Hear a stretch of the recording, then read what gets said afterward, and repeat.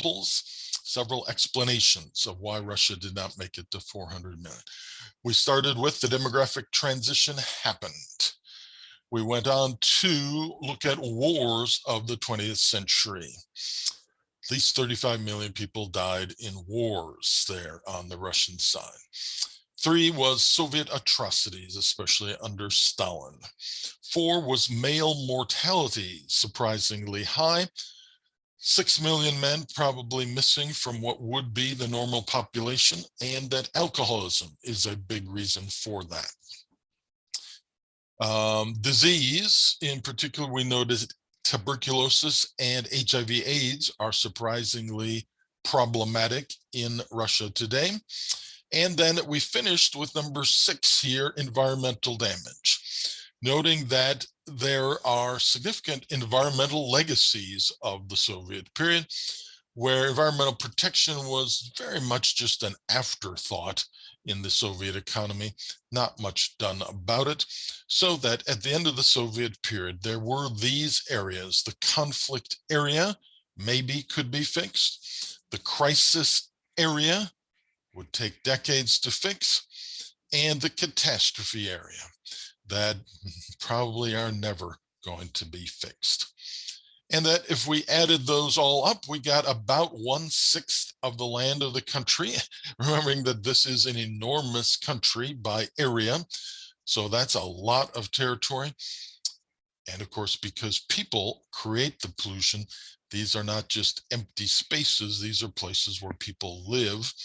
And so 1/4 of the population was living in notably damaged areas.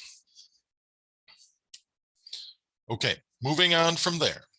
Reason number 7 why Russia did not make it to 400 million.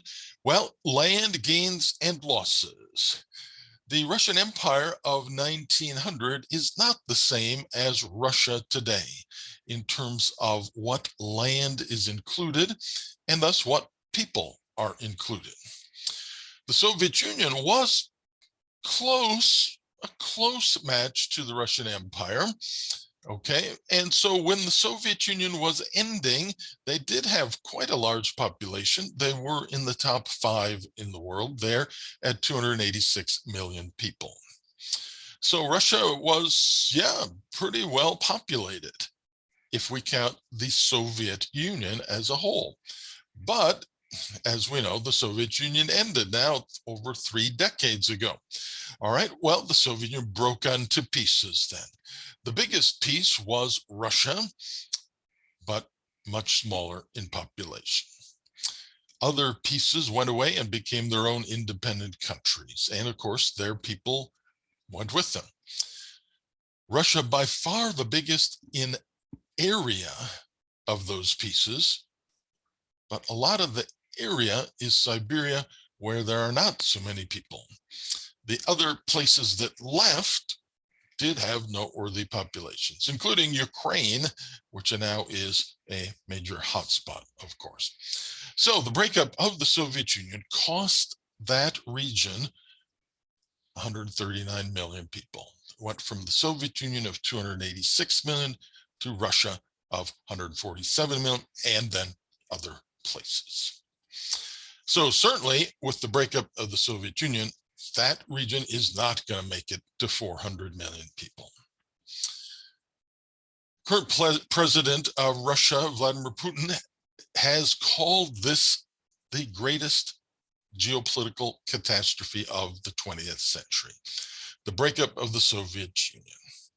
Now, for him, I would say some of that is philosophical, that he liked the Soviet Union, that he was a true communist. Okay. Part of it is indeed this huge population loss and also the loss of other areas, geopolitical losses. And I think we can see some of that legacy now too. The legacy of the Soviet Union is that Putin was a KGB agent and a communist, and now, well, he's president. And we're seeing some of those tendencies still today. And some of that is why there's a war in Ukraine now.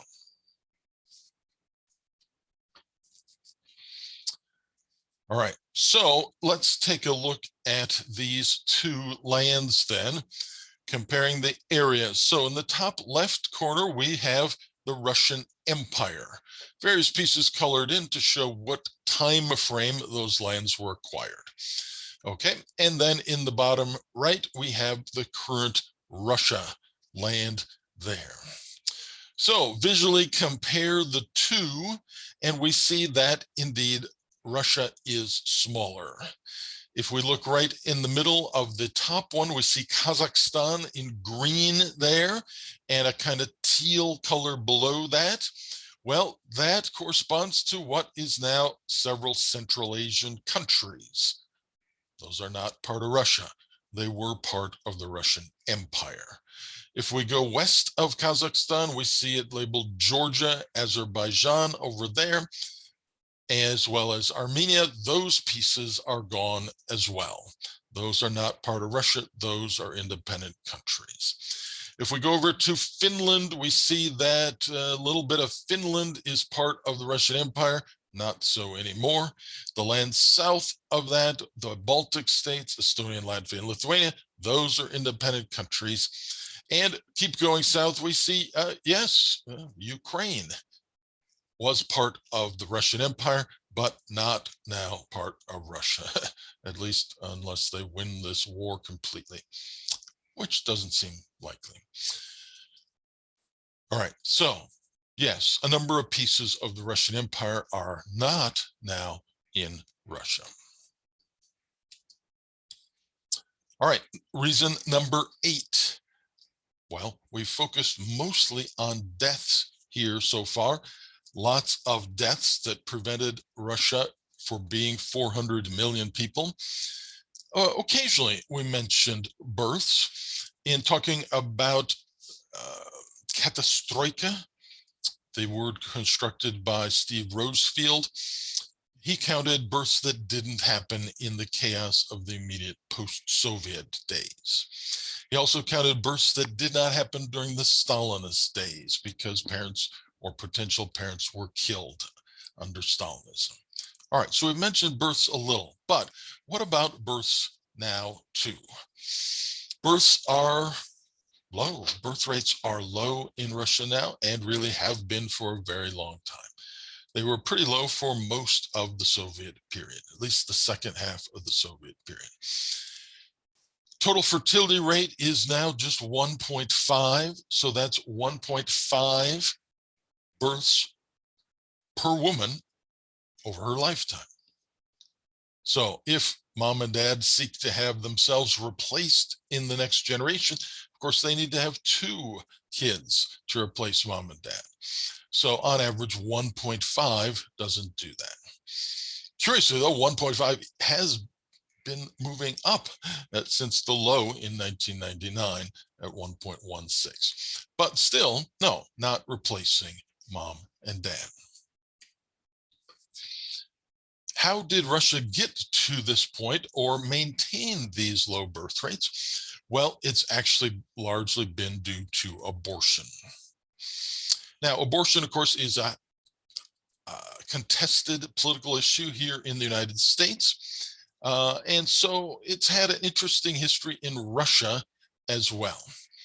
When the Soviet Union started off, they thought, well, we want to be a very progressive place. And so they thought one aspect of that would be to allow any kind of abortion anytime. So that was established as law in 1920. The view that women should have that flexibility. Okay, well, indeed, it was somewhat the Soviet idea that they would have a state that provided equal rights, that provided great opportunities and rights for women. Well, one of the jokes of the Soviet days was that women could have jobs and careers, and indeed were expected to do so, but that they also had the job of maintaining their own household. It was still pretty much a patriarchal society. Women could go to work and then work just the same at home. Men didn't do much housework, for instance. All right, so the progressive idea was Not entirely true, but okay. For abortions, that's how it started out. Well, then in 1936, it changed. Stalin changed this, and abortions were banned then for a good piece of Stalin's rule. Part of this made sense during wartime because you're having soldiers killed, of course, in wars, and you'd like to be able to offset that with lots of births so that eventually, yes, those soldiers could be replaced by babies who eventually grow up. And well, we know, of course, in the Stalinist time, lots of people were being killed by the Soviet state. And so it made some logic to try to replace those people with more births. Oddly, then, we could say that Stalin was pro-life. That seems a pretty weird thing to say, right? How could Stalin be pro-life when he was killing millions of people? Well, yeah, but he banned abortions for a while.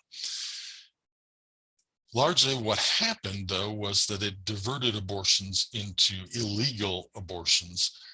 There were still a lot of abortions done. All right, in 1965, an example, 5.5 million abortions took place.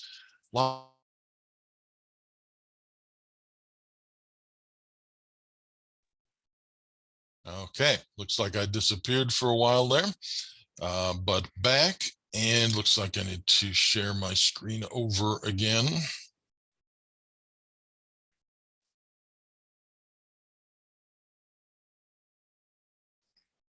Okay, so was talking about abortion and the oddity that we could call Stalin pro-life because of having anti-abortion status, even though he had millions of people killed. So that's odd to call him pro-life. All right, after Stalin, though, then abortions were made legal again and were widely done. Yes, that became the dominant form of birth control. A bit strange, I think, feels a bit strange to call abortion a type of birth control, but this was a side effect of the Soviet economic system. In the Soviet Union, everything was planned by the government, top down, everything planned economically by the government. Well, they did a great job at producing heavy industry, iron and steel, large machinery, these kinds of things. Yes, they did pretty well on that. They did pretty well on producing weapons. Okay, that was part of the Cold War. But they did a pretty miserable job on producing consumer products. Limited quality, limited quantity of many consumer products. Part of that was, well, a lot of it was the system, the communist system. I'll give you one example. Under the communist system, there were quotas for production. We already mentioned this in regards to pollution, that pollution control didn't help you produce more, didn't help you meet your production quota. So pollution control was often ignored. Well, quotas were set up as well. Factories had monthly quotas of how much to produce, as well as yearly and even 5-year plan sorts of things. All right, so what typically happened in factories in monthly quotas was there was a huge rush at the end of the month to make enough quantity to produce enough numbers of goods to meet the quota. Whereas at the beginning of the month, things started out slower, things were done more carefully. So Soviet citizens knew that you should check the date stamp on products. And if the product was produced at the end of a month, probably should not buy it because it was probably produced in a rush to make the quota, and not as much quality control then. If it had been produced at the beginning of a month, then probably fine. Quality was probably okay. People were taking their time more at the beginning of the month to make a good product. Okay, so that's just a broad example of consumer goods not being made very well. Contraception, well, yes, this was also not done well nor plentiful. Availability of contraception was small, and generally the products were not well done, well made, not reliable. So couples generally didn't use contraception, or in some cases maybe couldn't even get contraception. So what do you do to control your family size? Well, the choice became abortion. So it became fairly common for women to have abortions. Some women would have several abortions over their lifetime. And certainly we can debate whether abortion is good or bad. That's not my point today. But the point is that this became the norm, the normal way of controlling births.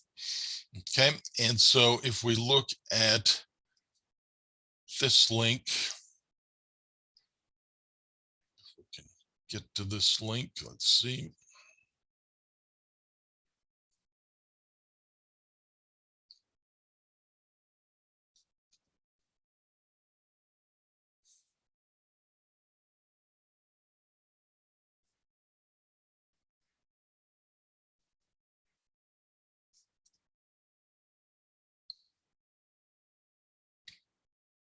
Yes, so here is the report on abortion rates by country. And the numbers here show that Russia is #1 in the world in abortions. This is measured as abortions per 1,000 people per year. So Russia 53 is the high number. Vietnam second, but then notice that Kazakhstan, Estonia, and Belarus are 3, 4, and 5. Ukraine is 7, Latvia is 8. Those are all former Soviet republics. So interesting that those places are high as well.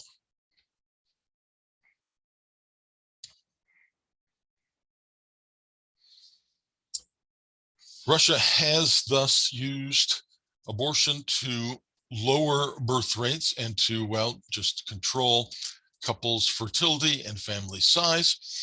We see that with the dissolving of the Soviet Union, population change became negative. So here's a chart that goes from 1950 to 2014. Notice that the blue line here, those are the births. The red line are the deaths. So as typical for everywhere around the world, in 1950, there's more births than deaths. So the green line is the natural growth, or what we called earlier the natural increase. But births went slowly down, deaths went slowly down, both of them falling a fair amount in the 1960s. And then note the dotted line in the middle there, the collapse of the Soviet Union. This is where the lines cross now. And the red line became higher than the blue line for several years. And the green line then dipped below that threshold of 0 and went on the negative side, so that population loss occurred.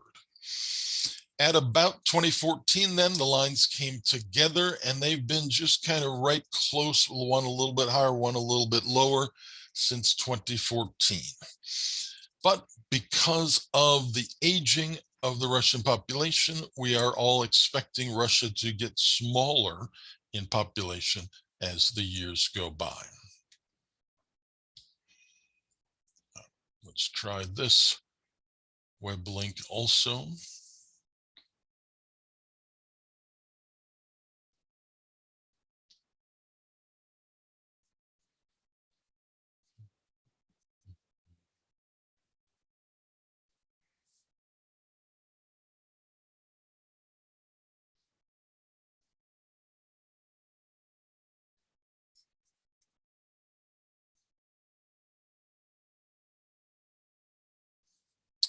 All right, here we see Russia's population pyramid. Okay, and it's one of those pyramids that looks a bit unstable because of the lower base. Notice that a particularly low spot is for people 20 to 24 years old. Those would be people born in the late 1990s, in that post-Soviet period where things were so difficult. Yes, couples deciding not to have children there. Okay, and significant bulges as the population gets older and older.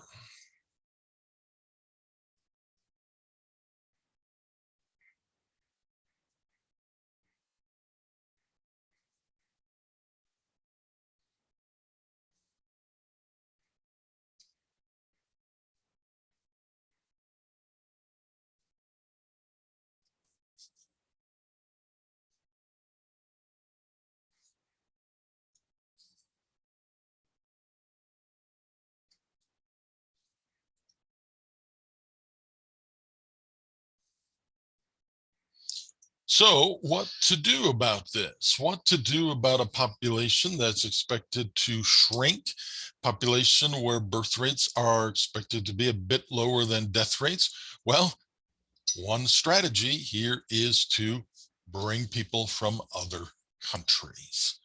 International migration, of course, goes on around the world. We have a lot of migrants coming to the United States. That's generally been very successful for the United States as migrants bring their skills and talents here to America. Well, Russia's trying to do this too, trying to bring people from other countries to Russia to offset this population decline that is expected and is ongoing.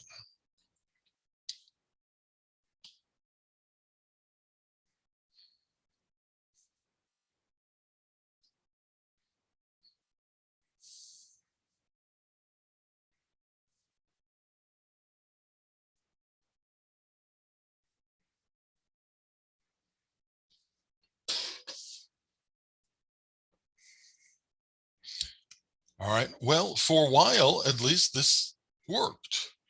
This particular chart shows international migration involving Russia from 1990 to 2011. So right after the Soviet Union broke up. What happens? All right. Well, the blue shows people moving into Russia, and the red shows people moving out of Russia. Well, I think we all could sort of have an intuitive sense that, well, some people would like to leave Russia. Yes. And certainly when the Soviet Union ended, a number of people took that opportunity to leave Russia. But pretty much every year on this chart, there are more people moving into Russia than leaving Russia. And especially in the years right after the breakup of the Soviet Union, more people moving into Russia. Why would that happen?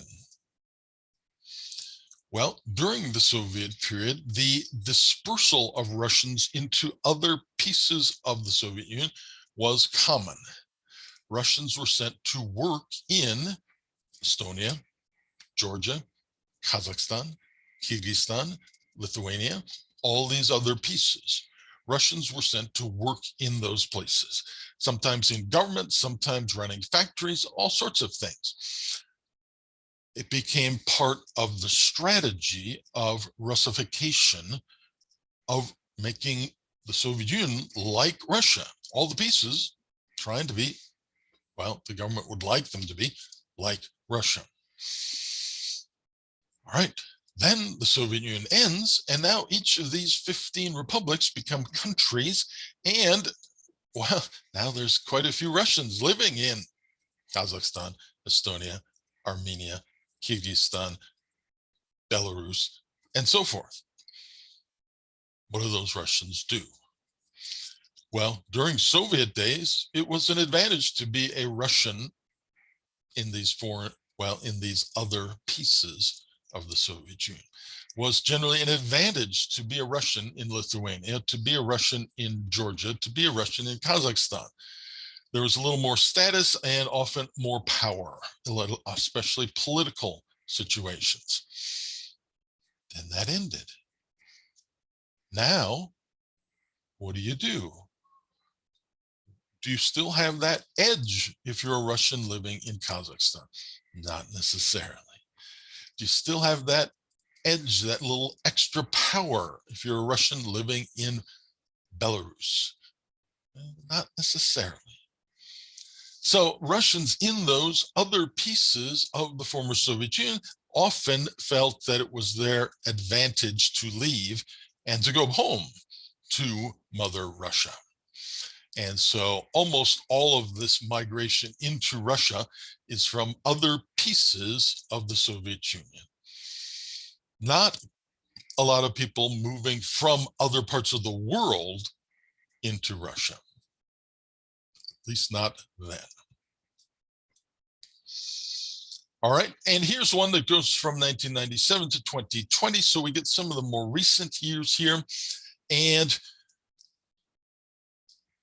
well, it's a little different style chart, but okay, the blue, that's people moving into Russia, and the black is moving out of Russia. So we still see more people moving into Russia than moving out of Russia.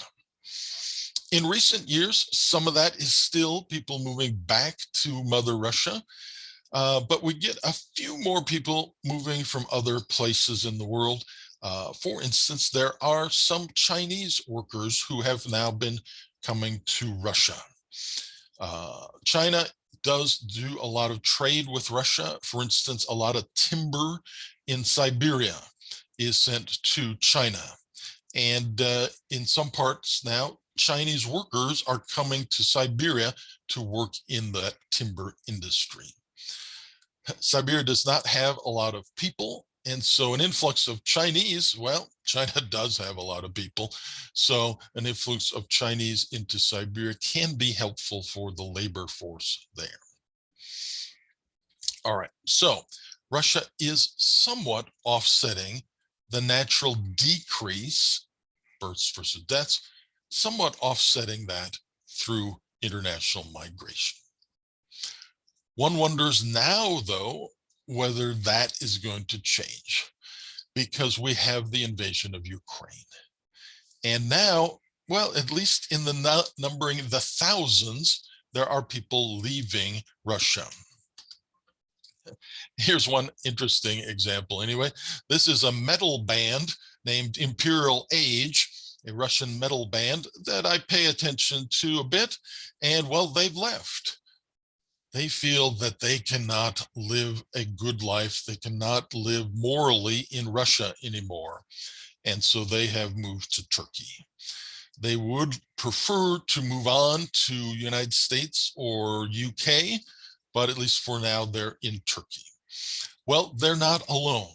There are thousands now who have already left Russia, particularly young adults who feel like this is not the country they want to live in anymore. There are several countries that do not require visas for Russians to visit. And so these are usually the countries that are targeted by these young Russians to move. So you don't have to have a visa to visit Turkey if you're Russian. So that's one choice. That's where this ban has gone. That's similarly true in Armenia, for instance, and a number of young Russians have moved to Armenia in the recent weeks. Armenia is one place that focuses a lot on technology. The IT industry is big in Armenia. Well, some of the people leaving now Russia are young tech people, young people working in the same IT industry. So we're seeing right now thousands leaving Russia. That certainly has some impact on the total population. One wonders, though, too, if it may have a further impact, if it's a bit of a brain drain right now. Young, talented people not feeling happy, comfortable, okay living in Russia anymore. Certainly that hurts anybody's economy if your bright people leave, right? This has been one of the advantages for the United States, is that other countries have found their bright young people leaving to go here to America. Well, what if you're the country that people are leaving? So migration has helped, and I'm curious to see what now with the war, if this will continue and people will be fleeing from Russia. Okay, then, here's my list. My 9 reasons why Russia did not make it to 400 million. The demographic transition happened, population did not surge ahead as it was doing right at 1900. The various wars of the 20th century, and now we're adding the war in Ukraine to that. Soviet atrocities, mostly under Stalin, male life expectancy, several things, including now more and more drug abuse, but still alcoholism, the #1 factor there. Disease like HIV/AIDS, environmental damage, the changes in land from the Russian Empire to Russia now, too few births, largely monitored or controlled by abortions, and now migration. Okay, so those are our 9 reasons why Russia has what I've called unfulfilled population patterns, and why we expect Russia to get smaller in the future. Common predictions, 135 million in 2050.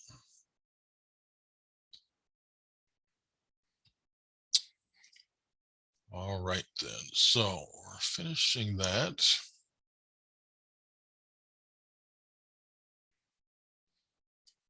And we're going to switch over.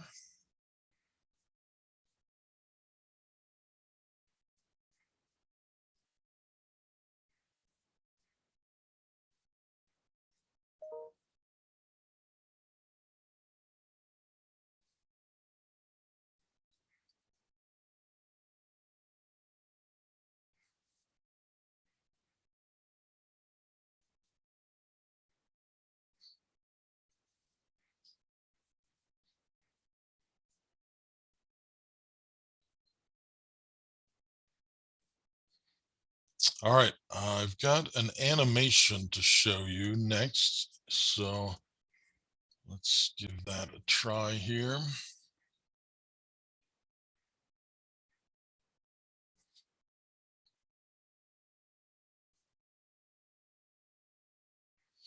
All right, we're going to look at the animated history of Russia. How did Russia get to be this size? So that follows up on how big Russia the is the place largest country on Earth, spanning an incredible 17 million square kilometers. But if you're anything like me, you're probably wondering how it got so big, and how it has become such a powerful political and social entity in our modern world. It not only takes the title of largest and most popular country and city in Europe, but also stretches far beyond Europe, across the Ural mountain range into Asia, taking up the largest portion of the continent.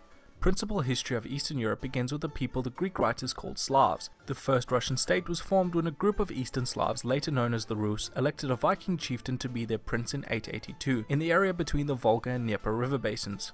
The state was soon expanded into the lands once held by the nomadic steppe peoples from Asia. The most important city they captured was Kiev, which... All right, so Kiev. Now that's the Russian pronunciation for this city. Ukrainians call their own city Kyiv and spell it K-Y-I-V. Okay, but it's the same place. And so notice that here, this region, early Russian domain, at least, is called Kievan Rus, because it is focused on this city, Kiev. So one of the reasons that Vladimir Putin can try to explain why he's invaded Kiev and why he's invaded Ukraine is to say that, well, this is where it all started. This is all Russia. This should be all Russia, because this is where our roots began, and we're just taking back what should all be together. Well, I don't buy that as good enough for invading a country, but okay, that's one of the things he's saying. Why historians refer to this part of Russia's history as the Kievan Rus. The Rus spoke a language called Proto-Eastern Slavic, which would slowly evolve into Russian and Ukrainian. The medieval Rus state adopted Christianity in 988, when Vladimir I introduced the religion from the Orthodox Christian Byzantine Empire. This is also why the Russians use the Cyrillic rather than the Latin alphabet, common in most Catholic nations. The Rus state slowly fragmented into competing princedoms, largely aided by the death of Yaroslav the Wise in the 11th century. The Rus were often at war with the nomadic tribes we will just call for simplicity's sake steppe peoples. These steppe peoples are integral to much of the history of Asia, and you'll see various factions of them popping up all over the place. Most steppe peoples originate from the Eurasian steppes, go figure, and were very good at horse riding and archery, such as the Volga Bulgars, Khazars and Kipchaks. So with that out of the way, we can talk about the Mongols, who the Rus called Tartars. Under Genghis and Batu Khan, they invaded all the way into western Kievan Rus and established a state called the Golden Horde, with the Rus princedoms as their vassals. The Mongol Empire quickly fractured into smaller khanates, allowing for the growth of more powerful states such as Poland, Lithuania and the Grand Duchy of Moscow. By 1480, both states absorbed much of the Golden Horde, becoming more rivals with each other than with the Tartars. By 1547, Moscow had become a regional power, with Ivan the Terrible being crowned the first Tsar, the Russian word for Caesar. After all, they did see themselves as the spiritual successors of the Romans, and the last remnant of Orthodox Christianity. Debatable. Ivan also renamed the state Russia, after the Rus who inhabited it. In 1580, Russia conquered the Khanate of Sibir, marking the first time Russia had expanded east of the Ural Mountains into Asia. The Russians renamed the mysterious new land Siberia after the Khanate it conquered. And do you think they stopped there? Well, spoiler alert, no. In 1601, the Russians faced a succession crisis as the beginning of the time of troubles. The country was in anarchy, and in danger of being absorbed by Poland. Up to 1 in 3 of the population died either due to war, famine or plague. By 1613, the Russians elected Mikhail Romanov as the new Tsar, establishing the Romanov dynasty for the rest of the country's history. Michael ended the wars and began the slow process of rebuilding the fragmented country. From this point until the 19th century, Russia's economy was propped up by serfdom, effectively protecting Russia's rich and powerful by turning all their peasants into hereditary slaves. Yeah, history sucks sometimes. By 1667, Russia had become powerful enough to win the Russo-Polish War with the help of the subjugated steppe peoples called Cossacks. They expanded their territory into southeastern part of Poland. The Poles and the Russians had informally nicknamed the area Ukraina, derived from an old Slavic word for borderland. Get it? So Ukraine, yeah, the word Ukraine means borderland. And for quite a while, we would refer to that region as the Ukraine, literally meaning the borderland. But Ukraine, the country Ukraine, the people prefer not to say the Ukraine. It does seem a little bit odd, because then we're just saying the edge. Basically, we're saying this is the edge, the borderland. Probably doesn't sound very important. So we don't use the anymore with it. So we're just saying Ukraine. Probably sounds more important, and okay, good. Because it was the border between Russia, Poland and the Cossacks. Very creative. Anyway. One of Russia's most famous Tsars was Peter the Great. Peter was a reformer. He modernized the army, built the empire's first navy, traveled west and brought back ideas and technology of the Enlightenment, and also fashionable French clothing. He also expanded Russia's influence in the Black and Baltic Seas. The guy was basically in love with the West. After capturing a Baltic seaport from the Swedish Empire in the Great Northern War, Peter built a new city and founded it as the country's new capital, St. Petersburg. Russia also fought in the 7 Years' War, vying for power with their European neighbors. Another formidable Russian ruler was Catherine the Great, who was, well, not really Russian at all. She was born in Germany, and she killed her husband and seized the throne for herself. Her reign was one of reform and domination over the Crimean Khanate, as well as openly embracing the Enlightenment. In the mid-18th century, the Polish government collapsed due to a... Picture this. You're walking down a dimly lit street late at night, and all of a sudden, 2 attackers jump out of nowhere. What are you going to do?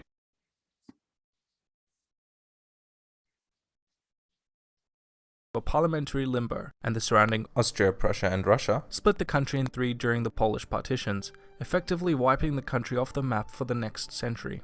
Just in time for the Napoleonic Wars. Russia, just like the other European monarchies of the time, feared the repercussions of the French Revolution,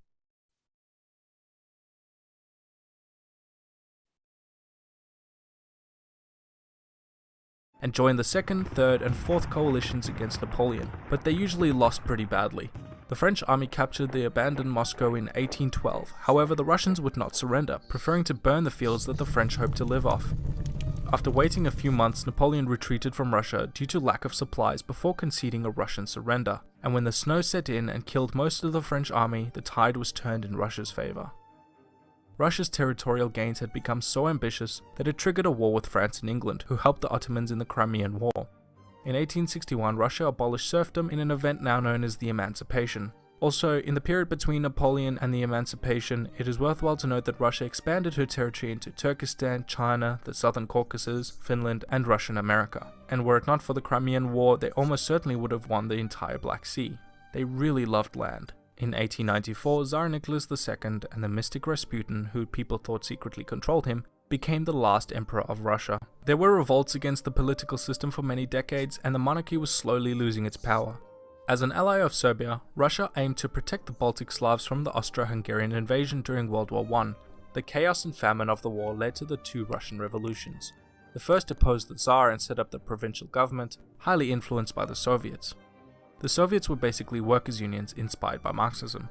Vladimir Lenin's Bolshevik party came to power in the Soviets and seized power in the October Revolution, creating the RSFSR and the Russian Civil War between the Reds and the Whites.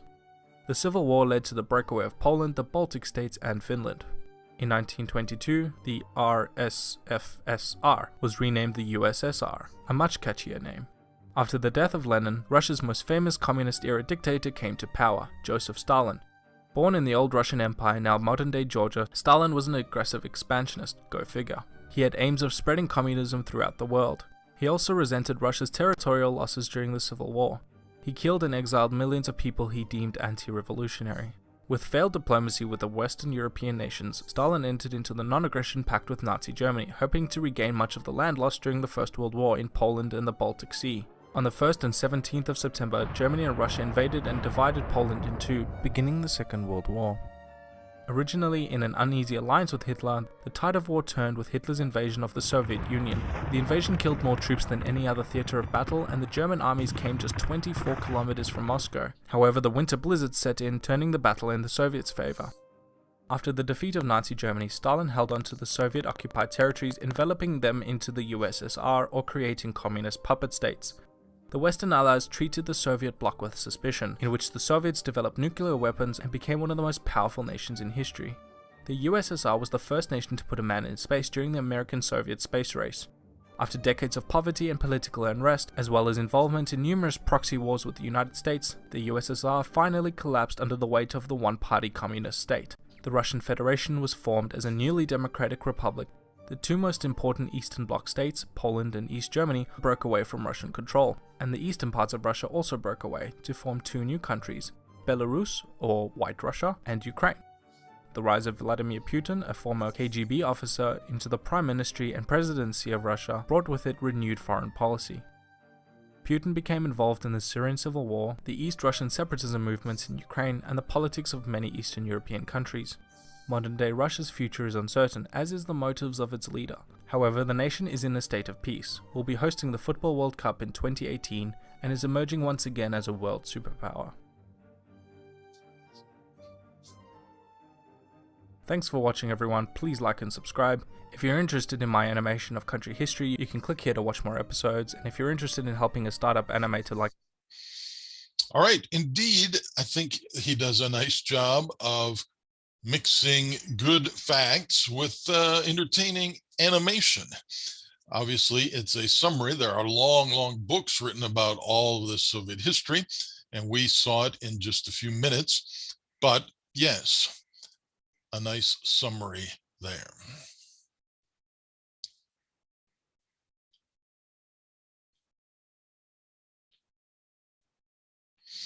All right, so I'm going to say Russia is huge in area, big in population. We've seen it's not huge in population anymore.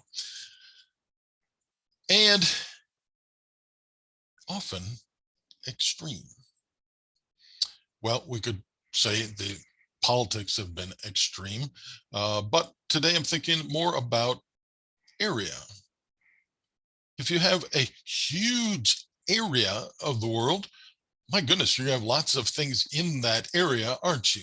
And undoubtedly, some of those are likely extreme. Some of those you have great, amazing things, or big things, or statistically high things. So let's today look now at my top 10 extreme features or key features of the Russian physical landscape, the huge area. So number one is that Russia has the world's coldest place, at least if we don't count Antarctica, the world's coldest place. And there's a number of fun videos about this place, Oymyakhansk, Oymyakhansk there. And this is a town. It's not a huge place. The city of some size nearby is Yakutsk. Okay, but this is in eastern Siberia and inland. And it is, well, in terms of physical landscape and weather, it's a logical place for this to happen, the extreme cold. So first of all, it's far north. And of course, we know that the farther north you go, anywhere in the world, you're getting colder and colder. Okay, this is true in the south, of course, also the southern hemisphere, that is. The farther south you go, closer to the Antarctic South Pole, of course, things get colder as well. However, it's a curiosity of our planet is that there's not a lot of land that is far south in the southern hemisphere. The tip of Argentina and Chile in South America is the closest we go. The southern end of Africa is actually not that close to Antarctica. There's just not as much land far south in the southern hemisphere. In the northern hemisphere, think about it, we've got all of Canada there, we've got northern Europe, and then we've got all of Russia there. That places, including far northerly places. Okay, so Russia has a lot of far northerly places, and this is one of them. Then secondly, it is inland. Coastlines tend to have more moderated temperatures. This, again, is true anywhere in the world. Anywhere you have a large body of water, it tends to moderate the climate. And this is because land changes temperature more slowly than water does. Okay, so the water changes differently, and presence of a big body of water tends to keep the land a bit warmer in winter and a bit cooler in summer. Okay, well, this is true then for the coastlines of Russia. The coastlines don't typically get as cold as some of those interior Siberian places. Oymyakhansk is one of those interior places. White surfaces. Okay. White surfaces are reflective. Anything, a painted wall that is white reflects a lot of sunlight, for instance. Okay. Well, white surfaces on the ground. Snow and ice surfaces tend to reflect sunlight. So because these are deep Siberian northern places, they have a lot of snow and ice present for many months of the year. This is kind of a feedback loop, because the more white surfaces you have, then the more sunlight's reflected and not absorbed. The more sunlight's that reflected, the place stays colder, which keeps more snow and ice on the ground, which then reflects more sunlight, which keeps the place colder, which keeps more snow and ice on the ground. And, well, you see, it can just keep going like that. So that is another factor here for Oymyakhansk in Siberia. And mountains or valleys. It happens that this location is tucked between some mountain ranges. Siberia has several mountain ranges going through. It's a huge place. And, well, this has to do with the movement of air now.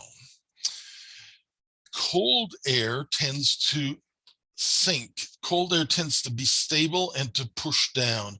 Produces higher air pressure, which is more stable air.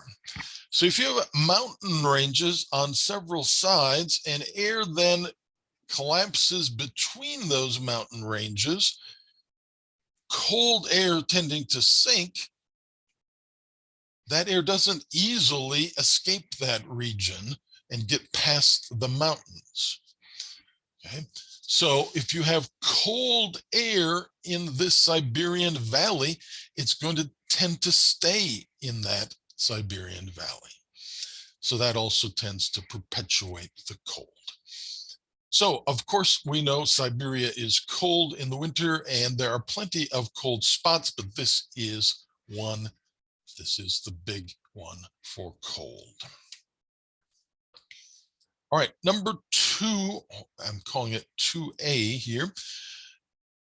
The world's largest lake by surface area and volume.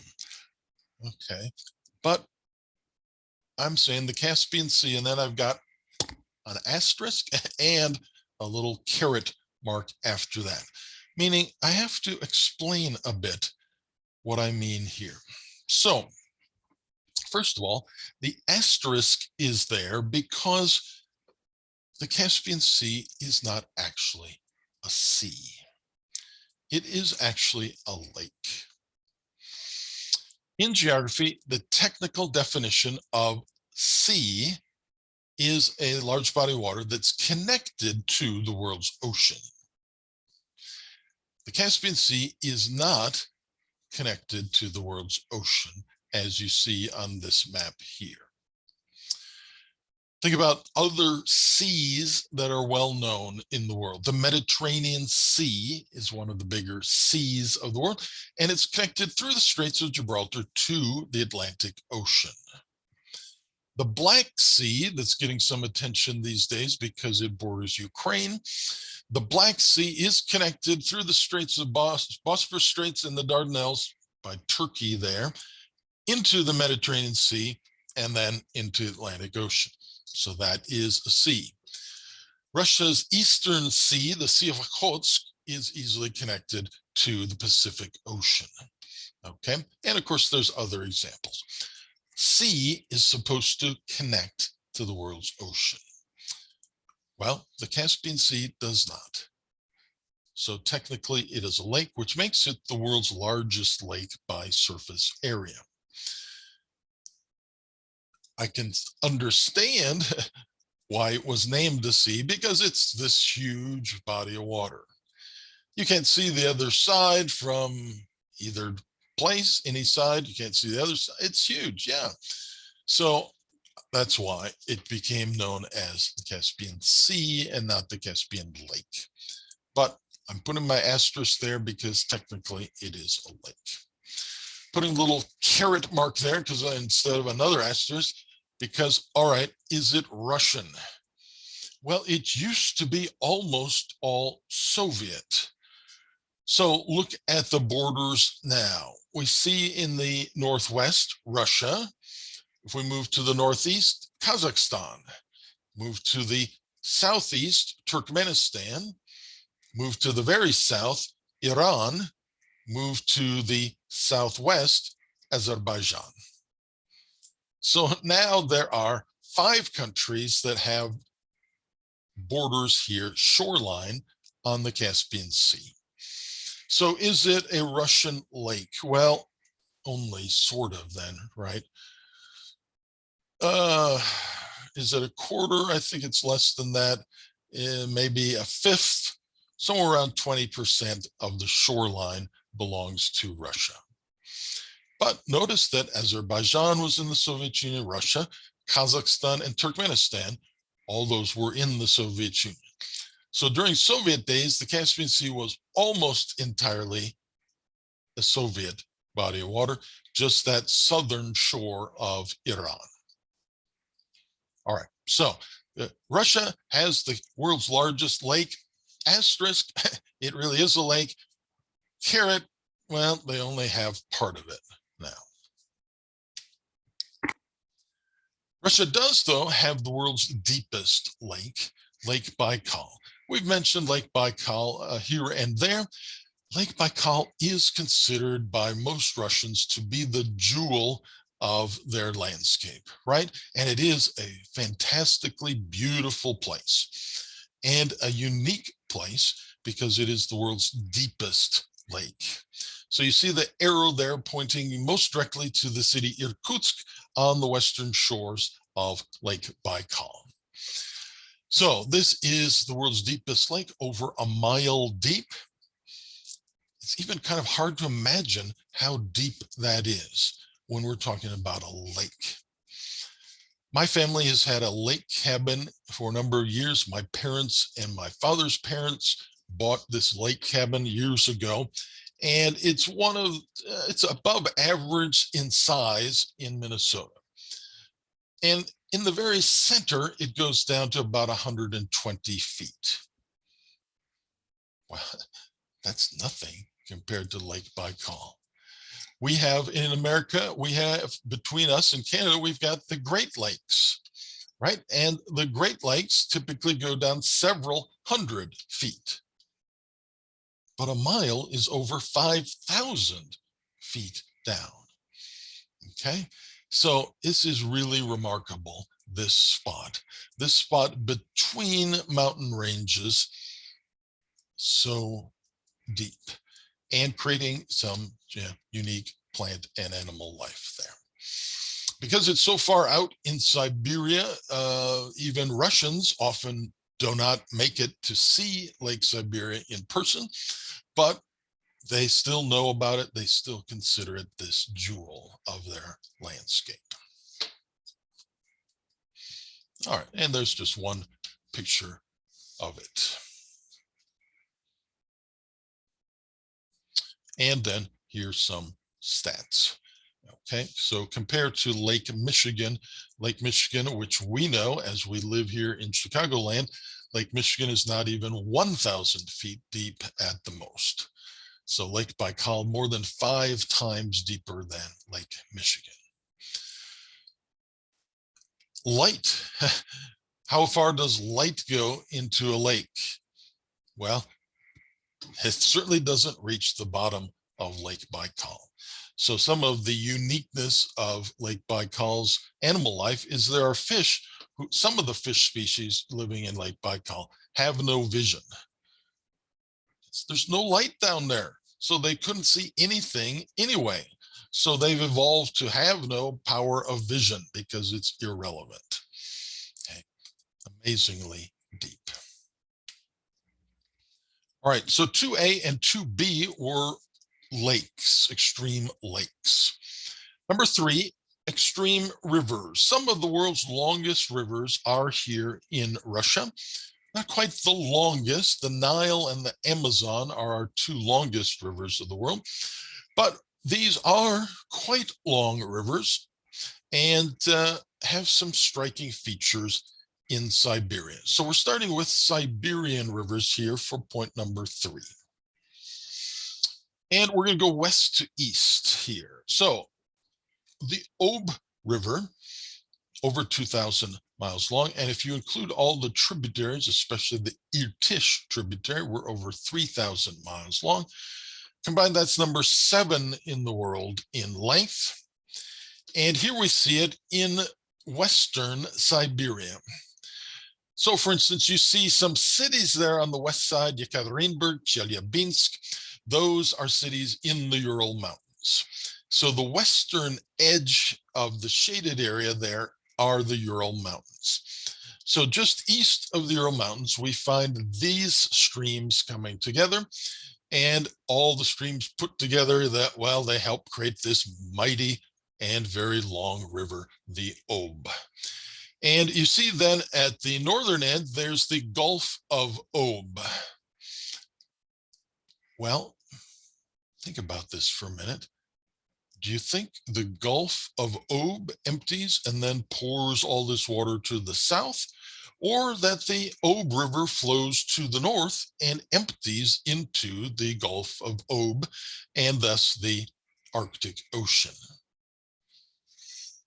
Well, sometimes Americans have kind of the wrong intuition on this. Sometimes Americans assume that rivers flow southward. That's not true. Rivers do not automatically flow southward. But we think about it perhaps that way because we think, oh, the Mississippi River, that's our biggest river, flows to the south. The Missouri River, which connects to the Mississippi, flows from the northwest to the south. It connects up. Somehow, often we artificially think rivers flow to the south. The answer is no. Rivers flow down. That's what rivers do. Rivers flow downhill. It's gravity. Which direction is downhill? Well, there's no automatic downhill in any direction. It depends on where you are. And in Siberia, downhill is typically to the north. So the Ob River is flowing from the south to the north and into then the Gulf of Ob. So if you have that intuition that rivers flow south, no, change your mind. Rivers just flow downhill. Now, the Ob River here is in West Siberia, and West Siberia is very flat. And, well, we'll see. That causes some troubles there. As we flow east, as we move across the land eastward, we get to the next big river, the Yenisei, that has the major tributary, the Angara. And so if you put all of that together, you get the fifth longest river system in the world. And now we're in kind of the middle of Siberia, as we can see on this map. So we're flowing up to the north. You can see that Irkutsk is right there. So Lake Baikal is contributing to the Angara River, and that flows into the Yenisei River, flows to the north. And nicely, they put Norilsk on this map. Norilsk there near the Yenisei. I've mentioned Norilsk because this is a huge place for natural resources, which does a lot of refining of metals there and causing pollution there.